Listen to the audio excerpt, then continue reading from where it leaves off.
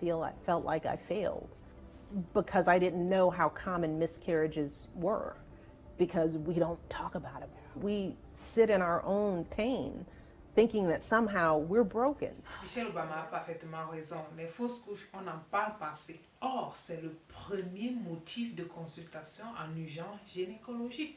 Je vous donne un exemple. Quand je suis en consultation, sur 10 femmes qui consultent, 6 ou 7 vont consulter parce qu'elles ont c'est en début de grossesse ou alors elles ont des douleurs pelviennes. Et très souvent, malheureusement, 50% de ces femmes-là feront un arrêt spontané involontaire de la grossesse. Tu comprends que c'est un problème qui touche beaucoup de femmes et les couples ou encore les femmes affectées se sentent très souvent coupables. Elles ont l'impression d'avoir échoué dans un combat qu'elles n'ont jamais livré parce qu'on ne combat pas la nature. Elles sont brisées dans leur douleur et ne pas en parler ne rend pas la chose facile. Pour mieux comprendre ce sujet, je vais développer sur 5 points. Les causes d'une fausse couche, comment reconnaître les signes annonciateurs, comment reconnaître qu'on fait peut-être une fausse couche, quel est le traitement, qu'est-ce qu'il en est après, a-t-on moins de chances de tomber enceinte parce qu'on a fait une ou deux fausses couches, peut-on prévenir une fausse couche? Beaucoup de questions sur ce sujet, je vous apporte des réponses, profitez de la vidéo. Salut et bienvenue sur Médecine Facile. Moi c'est Dr Letty, j'utilise cet espace pour informer et sensibiliser le plus de personnes possible sur les questions de santé et maladie. Si tu regardes cette vidéo, c'est que ce sont des thèmes qui t'intéressent. Alors je t'invite sans plus tarder à t'abonner à cette chaîne. Appuie sur le bouton rouge, appuie sur la petite cloche pour recevoir des notifications et ne plus jamais manquer aucune de nos vidéos. Environ 20 à 25% des femmes feront une fausse couche dans leur vie. Pour le couple concerné, c'est traumatisant et très difficile, mais ça reste un phénomène naturel sans conséquences pour les grossesses à venir.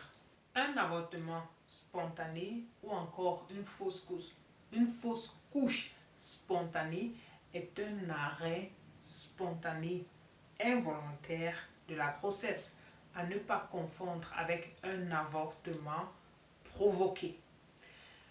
Maintenant, on va définir certains termes. Ça, c'est la raison de cette chaîne. C'est Médecine Facile pour que tu comprennes ce qui est marqué sur ton carnet médical ou alors ton dossier médical, ce que tu n'as peut-être pas pu demander à ton médecin. Sur cette chaîne, on en parle terre à terre.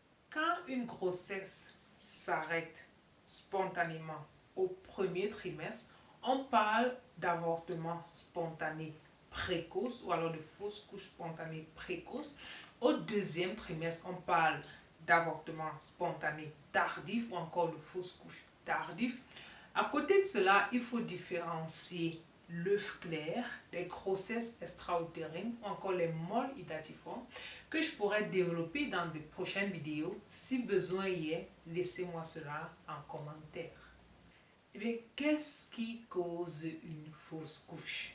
Docteur, pourquoi encore une fausse couche? Il y a sûrement des femmes qui ont déjà eu à se poser ce genre de questions. Eh bien, malheureusement, on ne trouve pas les raisons. Une ou deux fausses couches dans la vie d'une femme, c'est normal. C'est difficile à dire, mais ça fait partie de la nature. Ça, ce sont les couples qui vous diront, on a fait tous les examens, on n'a rien vu. Le médecin dit, notre corps fonctionne bien. Nos corps fonctionnent bien. C'est normal, parce que c'est un phénomène naturel. J'ai une patiente, après 2 fausses couches, elle a une grossesse qui évolue normalement. Elle a une petite fille qui a 2 ans aujourd'hui, qui se développe très bien. Vous voyez, ça n'a aucune influence sur les grossesses à venir. Par ailleurs, il existe des facteurs qui peuvent favoriser l'apparition d'une fausse couche plus chez une femme que chez l'autre. Un âge maternel avancé, à partir de 40 ans, en fait, la logique est simple. Chez la femme, plus on vieillit, plus les ovaires vieillissent et moins les œufs sont bons. Alors le risque de fausse couche est très très élevé. Il y a des malformations utérines comme des fibromes, ou encore myomes, des béances du col, des infections. Il y a des maladies endocrines, une thyroïde ou encore un diabète ou une hypertension déséquilibrée, un surpoids. Il y a d'autres maladies de coagulation comme un syndrome d'antiphospholipide ou encore un lupus. Il y a des patients avec des curettages à répétition. Il peut y avoir des indications qui nécessitent cela, mais surtout à ce moment, je fais un appel aux jeunes filles qui font des interruptions volontaires de grossesse, un peu à la clandestine.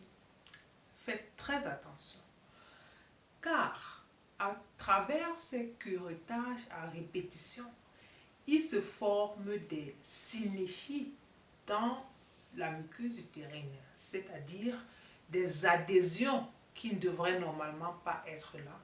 Et là, ça peut entraîner une infertilité ou encore plus de fausses couches au moment où on veut avoir une grossesse désirée. Enfin, il y a des maladies génétiques qui sont très souvent renforcées quand il y a des liens de consanguinité entre les parents. Il y a des cultures où on se marie entre cousins et cousines. Eh bien, il peut y avoir une maladie génétique qui n'est peut-être même pas encore diagnostiquée. Le fait qu'on a des liens de consanguinité fait en sorte que bien le risque est encore plus élevé. On a des fausses couches, il y a des incompatibilités du groupe Rhésus. Certains coins du monde, ce n'est pas automatiquement dépisté, le groupe Rhésus ou encore le groupe sanguin des parents. Et alors, il peut y avoir une incompatibilité entre le père et la mère et on fait des fausses couches. Pourtant, la raison ou alors le traitement est très simple. Et enfin, le style de vie, tabac, alcool, drogue, trop de sucre, trop salé, trop sucré. Tout ce qui n'est pas sain ne favorise pas la fertilité non plus. Les signes à l'aide d'une fausse couche. Donc, très souvent, saignement, des douleurs pelviennes, c'est comme des règles très douloureuses ou alors rien. On constate seulement à l'échographie où le cœur ne bat plus.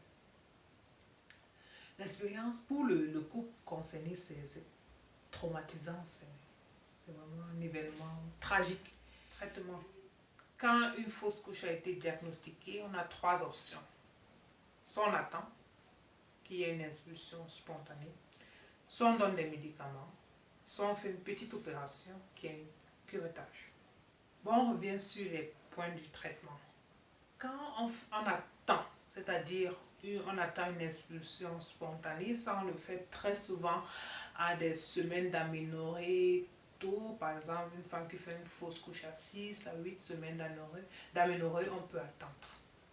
Mais cette attente de l'expulsion complète se fait sous contrôle médical. Ça veut dire la patiente aura besoin des échographies régulières pour être sûre que tout l'embryon ou alors les cellules de placenta ont été expulsées. Sinon, vous courez le risque de faire une hémorragie. Traitement d'une fausse couche par des médicaments. Ce sont les médicaments qui seront prescrits par votre médecin. S'il vous plaît, n'allez pas prendre n'importe quoi chez la copine ou alors chez le docteur du quartier. Ça peut vous coûter la vie. Lors d'un de mes stages dans un hôpital en Afrique, on a dû retirer l'utérus à une jeune fille, je crois qu'elle avait 22 ou 23 ans, parce qu'elle avait fait un avortement clandestin et elle a eu une perforation utérine. Eh bien, au revoir la maternité, parce que là, elle a perdu son utérus. Dieu merci, elle était encore vivante, mais vraiment, ce genre de négligence, ça peut vous coûter la vie. La troisième option, comme on disait, c'était une opération. Ça, c'est un curettage ou une aspiration. C'est une opération de courte durée quand c'est nécessaire comme traitement de fausse couche. Ensuite, il y a ce qu'on appelle le groupe Rhésus. Une femme qui fait une fausse couche a besoin d'une vaccination anti-D dans les 72 heures suivantes. Car s'il y a une incompatibilité du groupe Rhésus entre les parents, eh bien, ça peut avoir de lourdes conséquences sur les grossesses ultérieures. Que faire après une fausse couche?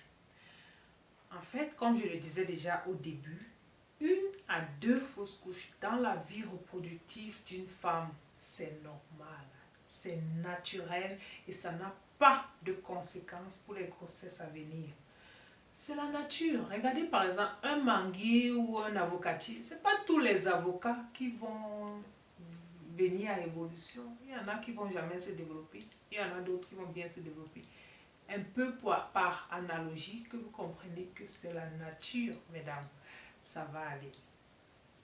Maintenant, à partir de 3 fausses couches répétitives, c'est-à-dire une première, deuxième, troisième fausse couche, il n'y a pas eu d'accouchement, c'était répétitif. Là, on parle de maladie abortive ou alors de fausses couches à répétition. Et là, des examens complémentaires sont nécessaires. Maintenant, si une femme fait 2 fausses couches, elle accouche, elle fait encore une fausse couche, le compteur retourne à 0. Donc, c'est vraiment à partir de 3 fausses couches répétitives qu'on fait ces examens complémentaires. Maintenant, chez une femme qui a 40 ans, on ne va pas attendre aussi longtemps. On fera des examens bien plus tôt, des examens pour rechercher les causes qu'on a citées plus haut. Et c'est nécessaire de faire aussi un spermiogramme chez l'homme et des examens, ça, votre gynécologue, votre médecin traitant vous le dira. Et quand on aura trouvé une cause, alors le traitement sera adapté. Mais la plupart des fois, on trouve rien. Peut-on prévenir une fausse couche? La question c'est à quel moment? Avant la grossesse ou pendant? Fausse couche, comme je le dis encore, c'est très souvent un phénomène naturel. Les fausses couches précoces, c'est-à-dire jusqu'à 13 semaines d'aménorrhée, ont pour cause des anomalies chromosomiques, le matériel génétique. Et ça, malheureusement, on ne peut pas prévenir parce que la nature a vu que cet embryo, l'enfant qui va se former, il y a une faute génétique, le matériel génétique, il y a quelque chose qui ne passe pas. Alors, la nature a trouvé mieux d'arrêter la grossesse. Et souvent, c'est mieux comme ça. Maintenant, il y a beaucoup de choses qu'on peut faire de façon préventive avant de tomber enceinte. Une consultation prénatale, par exemple, un bilan préconceptionnel. Et là, on va examiner tous les facteurs qui pourront interagir de façon négative avec le déroulement d'une grossesse. On va, s'il y a problème de surpoids, alors on va régler l'alimentation, faire un peu plus d'exercice physique.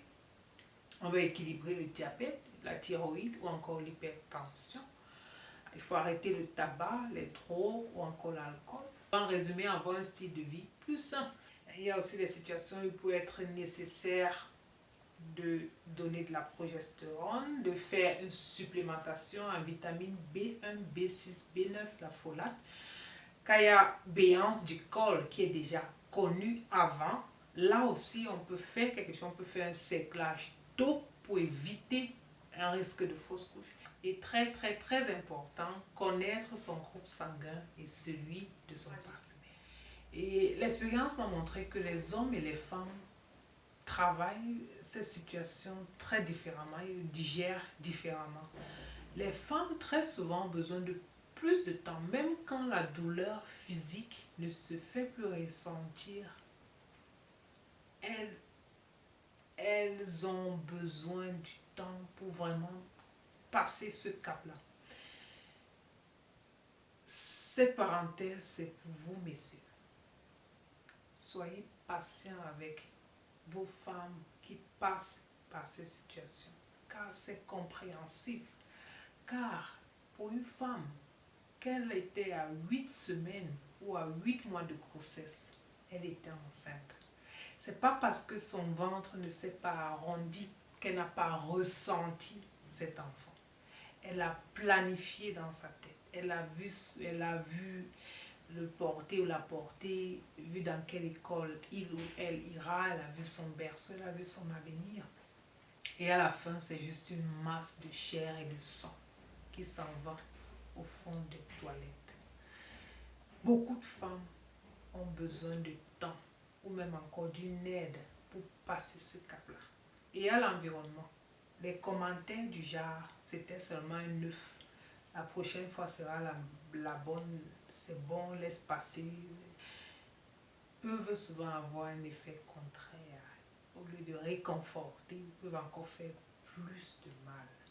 Mesdames, messieurs, une fausse couche, c'est très triste, surtout quand le désir de l'enfant est là depuis des années, par exemple. J'espère à travers cette vidéo avoir apporté quelques éclaircissements sur la situation ou alors sur ce problème. Si tu as encore des questions, laisse-les-moi en commentaire. Je serai très ravie de te répondre. Sinon, pour rester informé et sensibilisé, n'oublie pas de t'abonner et surtout partage.